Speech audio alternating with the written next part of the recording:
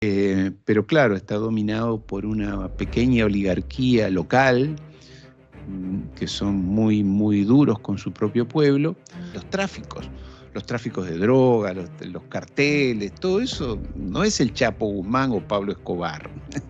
Son los médicos, sobre todo, los que tienen la mejor información, porque están ahí, porque hablan con los heridos, con los familiares, con las víctimas. Verle la cara muy directo al imperialismo británico, a la crueldad, porque claro, en Londres todas las personas son elegantes y bien educadas.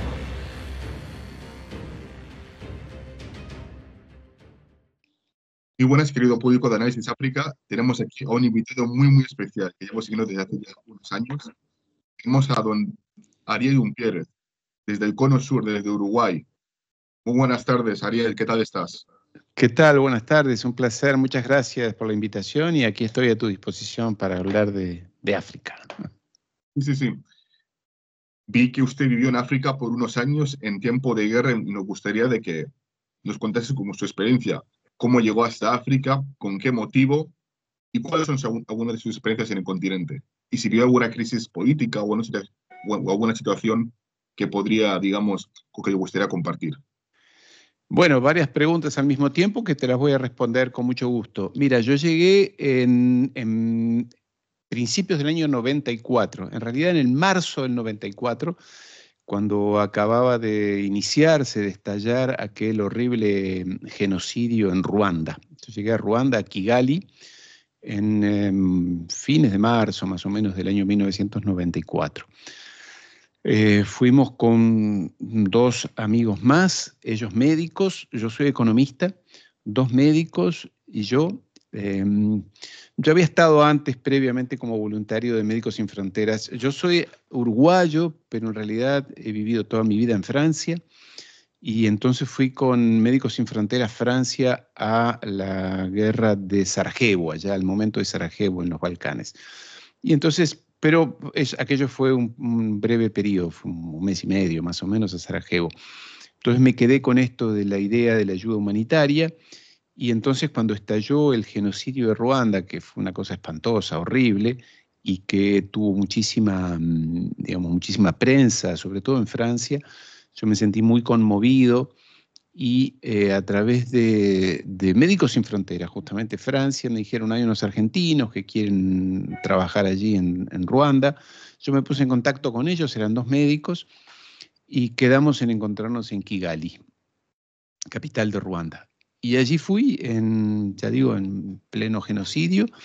Aquello era una cosa horrible por todo lo que ya sabemos que pasó, en las condiciones que pasó, una matanza horrible entre dos comunidades, la Tutsi y los Hutus, que dejó algo así como 1 millón de muertos en pocos meses, en 2 o 3 meses, un país sacudido por la violencia de todas partes. Nosotros, imagínate, no teníamos ningún conocimiento previo, más allá de alguna información, de lo que eso significaba y llegar a un país contradictoriamente tan bonito, con gente tan hospitalaria, pero que estaban matándose.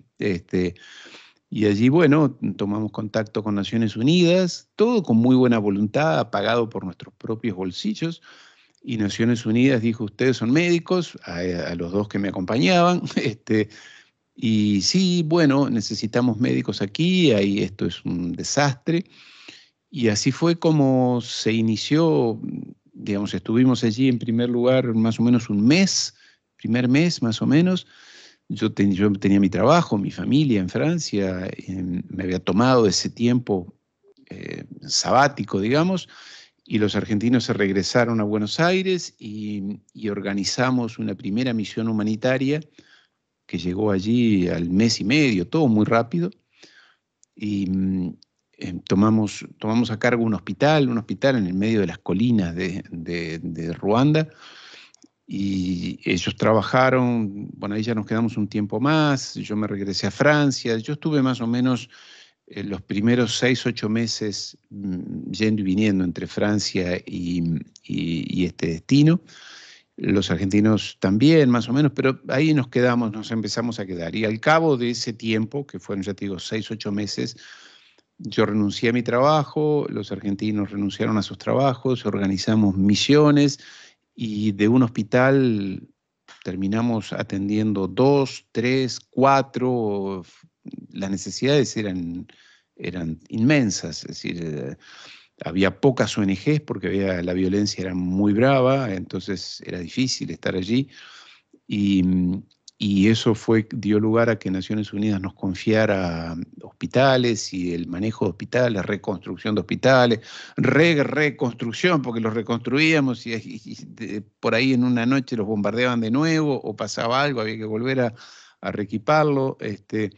Y así fue como nos quedamos 5 años viviendo con familias directamente, ya cada uno llevó a sus familias. Y trabajamos en Ruanda, ocupando muchos hospitales, varios, como 6 o 7. Después en lo que era el Zaire en ese momento, que era el actual Congo, y en Burundi, en toda la región. Después terminamos siendo una ONG con cerca de 500 voluntarios, de los cuales no todos eran médicos, muchos eran locales, allí ya sea de Ruanda o de estos países, y equipos médicos de Argentina, llevamos muchísimos profesionales de diferentes países, porque claro, tú sabes, el boca a boca, están allí, entonces hubo hasta médicos ucranianos, rusos, ucranianos, franceses, españoles, argentinos, peruanos, chilenos, bolivianos, y gente ya sabes, sobre todo jóvenes médicos que se sentían muy motivados y que entonces querían participar en una actividad humanitaria de este tipo. Y así fue como, bueno, ya digo, Naciones Unidas nos confió muchísimas estructuras. Después hicimos misiones en Sierra Leona, en donde más, no recuerdo en qué otros países de la región, en Uganda, quizás misiones más cortas, periodos más cortos, dada la urgencia que hubiera en un determinado momento, porque la característica que tenía nuestra ONG, a diferencia de las europeas, es que seguramente tú sabes, en Argentina hay muchísimos médicos. Es uno de los países donde hay más cantidad de médicos por habitante. Está lleno de médicos. En realidad Argentina está lleno de profesionales. Como la educación es gratuita y pública y es de buena calidad, hay 3 premios Nobel de medicina aquí, imagínate. Entonces hay una muy buena escuela de medicina y hay muchos médicos, a diferencia de Europa o de los Estados Unidos, donde no sé por qué razón había menos. Entonces las ONGs, será en realidad porque las ONGs europeas tienen tener médicos, allí ganan muy bien los médicos en Europa o en Estados Unidos, entonces no quieren ir a perder tiempo, entre comillas, a acción humanitaria. No es el caso de Argentina. Entonces nosotros éramos una ONG con muchos médicos. Por ejemplo, ONGs como Médicos Sin Fronteras o Médicos del Mundo, más bien lo que tienen son enfermeros, no son médicos. Los que tienen van por pocos periodos y demás. Los nuestros iban y se quedaban 6 meses a vivir allí. Entonces eso nos daba un diferencial con respecto a otras ONGs y eso Naciones Unidas lo valoraba muchísimo. Entonces nos confiaba muchas responsabilidades. Así que nos quedamos allí, fue una experiencia personal muy difícil al principio, muy gratificante en otros planos, muy decepcionante también, porque por esto que te digo, bueno, todo lo que hicimos y mira todo lo que sigue pasando allí en el Congo, en Ruanda, en fin, los problemas endémicos de un continente que sufre de una contradicción, de ser extremadamente rico el Congo, el Zaire, que está a la altura de Brasil, para que los hispanohablantes lo conozcan, está a la misma altura de Brasil, en la misma paralelo, y es igual de grande, igual de rico que Brasil, o sea, o más, porque tiene oro, diamantes, cobalto, todo eso que se sabe, en extrema abundancia, pero claro, está dominado por una pequeña oligarquía local, que son muy duros con su propio pueblo, y siempre esas pequeñas oligarquías autoritarias locales apoyadas, digitadas, manipuladas desde afuera, ya sea desde Bélgica, desde Francia, desde Estados Unidos, que sacan una gran tajada de eso. Entonces, fue una experiencia también frustrante porque uno sentía que poníamos junto con otros, ¿no? Mucho esfuerzo y después todo eso se caía de vuelta para abajo y en fin, los problemas que tiene África en extremo, pero que son los mismos que tiene América Latina. Es decir, como que nunca puede salir del pozo. En realidad no la dejan que salga del pozo porque yo doy fe, porque allí estuve, que hay mucha gente inteligente, buena gente, capaz, formada, con buenas intenciones, pero que claro, después viene el Mobutu de turno en lo que era el Congo en aquel momento y te lo pone preso, lo mata a quien era Lumumba, lo mata a Traoré ahora allí en Burkina Faso, que dicen que lo quieren matar, y te ponen a un dictador siniestro que trabaja corrupto, que trabaja generalmente para la CIA o los servicios de inteligencia británicos, y que destruye cualquier posibilidad de hacer de esos países de África un continente próspero y pacífico. Entonces siempre apuestan siempre está a la mano de los ingleses, ¿no? Esto ya es habitual. Siempre está a la mano de ellos destruyendo todo para que no crezca ningún país, no progrese ningún país. Entonces, en ese plano fue muy duro porque, bueno, por esto que te acabo de decir, en lo personal, en lo emocional, muy gratificante. Tengo amigos, aún hoy, amigos con los que mantengo el vínculo, a pesar de los años, con el paso de los años. Lo conocí a Paul Kagame, el actual presidente, ya presidente en aquel momento de Ruanda, a Laurent Kabila, que fue el presidente que derrocó al dictador Mobutu. Tengo anécdotas de todo tipo, tristísimas, dramáticas, algunas muy graciosas, muy increíbles. Cuando Laurent Kabila era apenas un revolucionario allí en la región de Kibú, nosotros vivíamos frente al lago Kibú, me dijo, tomando una cerveza, me dijo, yo lo voy a derrocar a Mobutu y voy a ser presidente del Congo o del Mira, Zaire. Es como que tú me creerías si yo te dijera que mañana voy a ser astronauta y voy a viajar a la Luna, más o menos lo mismo. Yo dije, bueno, sí, será.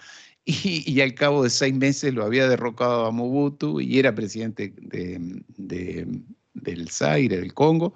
Bueno, después lo mataron, ¿no? Lo siguió su hijo, lo sucedió su hijo.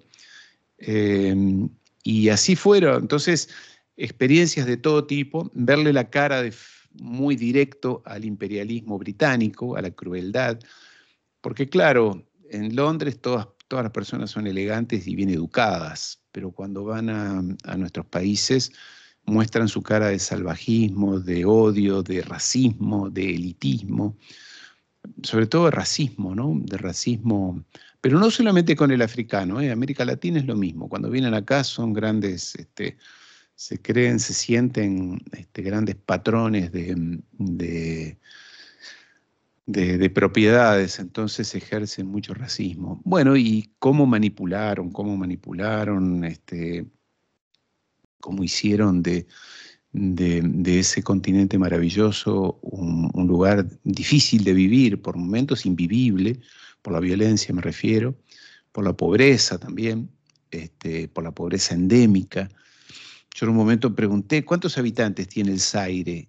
Y nadie sabía. No había ni siquiera un registro de la población que tenía ese país. Las personas no tienen un documento de identidad, no hay infraestructuras, no hay rutas, no hay nada. Y sin embargo es un país riquísimo, uno de los más ricos del planeta. Entonces ahí es donde tú ves de frente cómo yo siempre quiero insistir con esto y también como latinoamericano, es que los peores enemigos nuestros son las oligarquías locales. Los imperios extranjeros son bravos y siempre van a tratar de aprovecharse, sobre todo los británicos, los franceses, pero los peores son los locales, son nuestras oligarquías locales, que son las que se venden, las más corruptas, las más racistas contra su propio pueblo, las más racistas. Recordemos que en la época de la esclavitud, allá, sobre todo las que venía a América, en el siglo XVII, allá por el 1600, 1700, 1500, 1600, 1700, que los traían a los esclavos los holandeses, los británicos, los portugueses. Los portugueses y los holandeses no entraban dentro de los países en África a cazar esclavos. Eran los propios africanos, las élites locales, que secuestraban a su propio pueblo y se los llevaban a los puertos para venderlos. Y eso ha quedado incrustado en esos países, como también en América Latina, las oligarquías que vienen de la época de la colonia, que hacían los negocios con los ingleses, sobre todo con los ingleses, son las que hoy siguen dominando América Latina, son las que corrompen los dueños de los bancos, los de las grandes empresas, que corrompen el país, que destruyen la democracia, que son elitistas, golpistas, y que además, como en aquella época, son las cabezas de los tráficos de droga, los carteles, todo eso no es el Chapo Guzmán o Pablo Escobar. Eso es para ingenuos, eso es para la televisión. Los jefes son las grandes familias tradicionales de estos países, como lo son en África también, ¿no? Esas cosas horribles que vemos niños en las minas de cobalto y de tangsteno y de no sé qué que sacan en condiciones absolutamente inhumanas. Las que lo gestionan, los que sacan el provecho inicial, son las oligarquías locales, africanas y latinoamericanas. Después están los imperios que los apoyan, que les dan armas y demás, que eso ya sabemos, pero es una mezcla de las dos cosas. Entonces esa África muy sufrida, muy querida, bella, extremadamente bella en su geografía, sobre todo esa región, la región de los Grandes Lagos, es de una belleza impresionante, esos lagos, esas selvas, esa naturaleza abundante, la gente maravillosa, que uno después los vio cuando vino la paz, digamos, después del genocidio. Bueno, tutsis y hutus, uno más o menos los podía identificar, pero tenían que seguir viviendo y tratando de salir adelante. Bueno, en nuestra experiencia después nos fuimos hacia los Balcanes y estuvimos 1 año y medio más en la guerra de Kosovo, en lo que fue la guerra de Kosovo, el fin de la Yugoslavia, que ahí fue otra cosa, ahí era bravo de verdad la violencia, porque estaban intereses muy fuertes, muy, muy potentes, que bueno, que siguen hoy, ¿no? Con Ucrania y todo eso, siguen presentes. Pero lo de África fue muy duro, querido amigo. Dicen que durante la guerra de Ruanda, al parecer, hubo como mucho desorden en arreglar el conflicto. No sé si fue o los cascos azules o o el gobierno local o la Unión Africana. ¿Qué pudo, digamos, ver usted en ese sentido? Mira, los cascos azules en general, no solamente ahí, en todos los conflictos, eh, sirven para poco. Los cascos azules en general son soldaditos de algún país que están allí para ganarse un buen sueldo y no meterse en nada, no sirven para nada. No digo que esté mal que estén allí. Lo que yo vi fue esa mutación entre la salida de juego parcial de Francia, de Bélgica y de Inglaterra en esa región, que eran los que mandaban, y el ingreso de Estados Unidos a través de Uganda. Vi ese desplazamiento, es decir, franceses y belgas empezaron a quedar relegados y Estados Unidos empezó a darle mayor importancia. Y lo que vi es mucha manipulación, mucha influencia de parte de estos países a través de sus organismos de seguridad encubiertos en USAID, ¿no? La agencia esta que disolvió ahora Elon Musk, que convivimos con ellos durante años. La ayuda humanitaria disfrazaba operaciones encubiertas de la CIA, del MI6, para poner alguno de ellos o sacar o generar algún conflicto en alguna región que les interesaba para que aterrizara allí alguna empresa de sus países, sobre todo para la extracción de minerales. Digo, el tema de diamantes no es un tema menor. Conocí todo eso, a los personajes inclusive, las dos películas, Diamantes de Sangre y El Señor de la Guerra, que están, una es con DiCaprio y la otra es con Nicolas Cage, son películas famosas, representan a personajes que estaban allí, y a ambos los conocíamos, porque frecuentábamos con ellos, estaban allí. Además, imagínate que en una zona como esa, de tanto conflicto, con tan poca infraestructura y tan pocos blancos, al final los blancos estábamos todos juntos a la noche, en algún hotel más o menos que podíamos convivir, en algún lugar donde podíamos comer tipo restaurante, nos conocíamos todos, convivíamos, agentes del Mossad, agentes de la CIA, humanitarios franceses, unos médicos argentinos, algún funcionario de Naciones Unidas, y hablando nos conocíamos todos. Estaba este señor que ahora se me va el apellido, el traficante ruso, que tenía la flota de aviones, que llevaba armas y traía armas, sobre todo tráfico de armas, pero como era el único que tenía aviones que funcionaban, todos, incluidos Naciones Unidas y nosotros, viajábamos en sus aviones, donde probablemente, yo no las veía, pero probablemente por ahí hubiera armas, medicamentos, médicos y heridos. Era toda una gran confusión. Fue una experiencia muy intensa para conocer cómo funciona el poder y lo arbitrario que es en algunos casos el ejercicio del poder, hasta lo absurdo, porque ya te digo, ir con tipos que evidentemente eran de la CIA, norteamericanos, viviendo ahí, que te dabas cuenta que, recuerdo una reunión que el representante de Naciones Unidas dijo, bueno, éramos, no sé, 20 personas, blancos, digo blancos para que se entienda que no éramos africanos, que estábamos allí, y dice, bueno, ahora vamos a hablar de los planes de ayuda humanitaria, así que los de la CIA se pueden ir. Y 3 o 4 se fueron. Entonces, ya acá no se van a enterar de nada que no sepan. Así que ya pueden irse, nomás los de la CIA se pueden ir. Y 2 o 3 se fueron. Y todo bien, y a la noche después comíamos juntos en el mismo restaurante de algún, ya digo, de algún hotel que había quedado más o menos de pie, y alguien que preparaba comida. Entonces, esto a uno le da una cara de cómo era la vida en esto, cómo es la vida.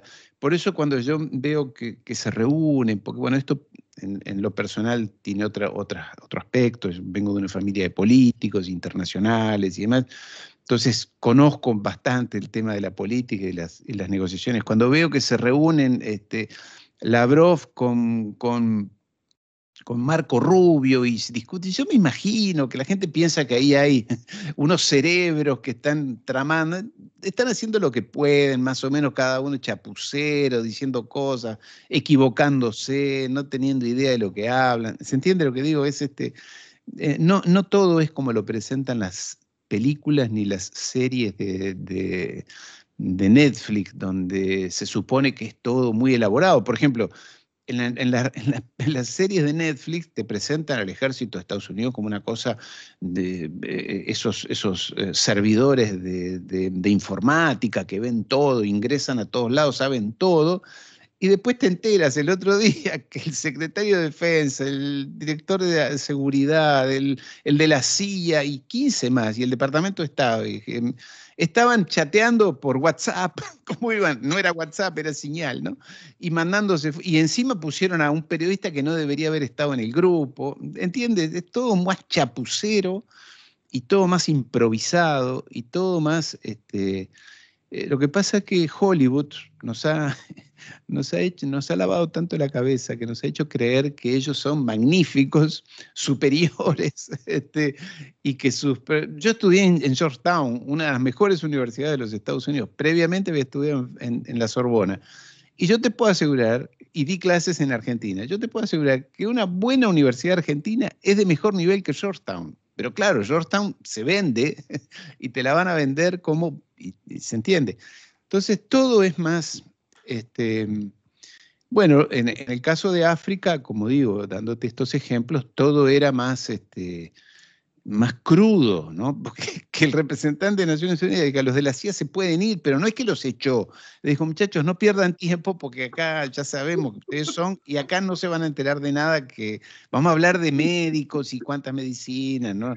Porque, claro, a la CIA lo que le interesaba era saber si ganaba tal o perdía tal o en tal territorio o en tal región, y en eso las ONG, sobre todo las ONGs médicas, también lo aprendimos inmediatamente, son un instrumento, un mecanismo de conocimiento muy importante para los servicios de inteligencia, porque los médicos, sobre todo los médicos que atienden en primera línea, como éramos nosotros, que atendíamos ahí en la zona de combate, ahí donde moría gente, eh, son los médicos, sobre todo, los que tienen la mejor información, porque están ahí, porque hablan con los heridos, con los familiares, con las víctimas, con los otros. Entonces, por eso es que muchas ONG, no era nuestro caso, pero sí era el caso de otras ONG, queda todavía la sospecha si no trabajan para los servicios de inteligencia o si no están instaladas o financiadas por los servicios de inteligencia. Este es el encuadro general, querido amigo. Sí, entonces, las dos últimas preguntas antes de despedirnos. Entiendo que podría estar ahí la CIA y el MI6, pero ¿qué hace ahí la Mossad? Bueno, el Mossad, los judíos siempre están, cuando hay guerra y violencia, ellos están, eso es, lo llevan en su genética, a ellos les gusta, siempre están de ese lado. Vender armas sobre todo, tener información. Bueno, hubo operaciones muy grandes del Mossad en esa zona, ¿no? Tener, como lo están haciendo ahora, muy presentes en diferentes puntos de África. El Mossad está muy importante dentro de Argentina. Hay muchos judíos militares recorriendo el sur argentino, lo que es la Patagonia argentina. Eh, Tenemos información de dónde están, qué están buscando. Y tú dices, bueno, pero la Patagonia está lejos de Israel, pero están allí. Siempre están, y sobre todo en algunos casos, trabajando directamente para para el MI6 británico o la CIA, ¿no? Ellos siempre están en todas este tipo de operaciones. Y la última, en aquel entonces, en el 94, ¿se podría, digamos, predecir que una China iba a entrar en África? ¿Os lo predecíais o no lo predecíais? No, para nada. No, no, los chinos. Además, casualmente yo trabajaba en una gran empresa y viajaba mucho a China, y China era subdesarrollo total. Nada, no, no, para nada. Lo que sí vimos, pero no fue en África, sino en Kosovo, fue la penetración del Islam político, los yihadistas. Mucho. Yo recuerdo la presencia de ONGs, en realidad no se presentaban como ONG, se presentaban como iglesias, no como iglesias porque eran musulmanes, y daban mucha ayuda humanitaria, muchísima, ¿eh? Eran principalmente de Arabia Saudita. Ahí estaría Bin Laden, capaz, no lo sé. Muchísimo dinero, porque claro, en el caso de Kosovo recuerda que había una disputa entre un sector, los serbios, cristianos,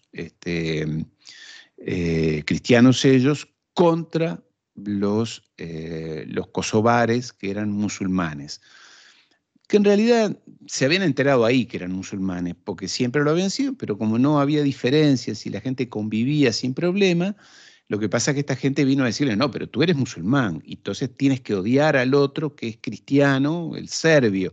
O sea, todo eso fue muy alentado, como saben hacerlo ellos, la CIA, el MI6, una vez más el Mossad, alentar todo lo que es distorsión, disturbio, confrontación, pelea entre hermanos, a ellos les encanta. Les encanta que los hermanos se peleen, porque cuando los hermanos se pelean, ellos reinan, ¿no? Es el viejo truco de divide y vencerás.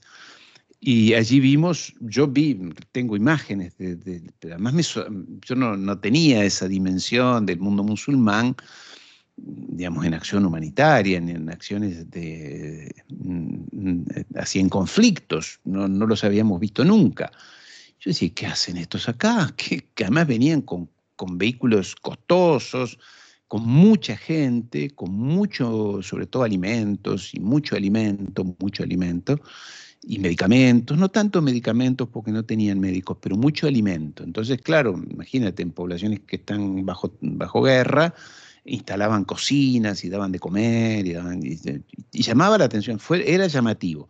Claro, después nos enteramos de que en realidad muchos de ellos venían de la experiencia de la guerra de Afganistán, que habían enfrentado a los rusos, lo que la película de Rambo 3 expresa, es decir, y que Hillary Clinton confesó. Los organizamos, los financiamos, los armamos y los mandamos a diferentes lugares, a Afganistán, a Irak, a Siria ahora, los que gobiernan Siria son todos criminales de guerra, de Al Qaeda, de ISIS, eso que les gustaba cortar cabezas. Ahora, claro, les cortaron un poco la barba, pusieron una corbata y parece que son un poco más civilizados, pero les gusta cortar cabezas a esa gente, lo siguen haciendo ahora con los cristianos maronitas y con los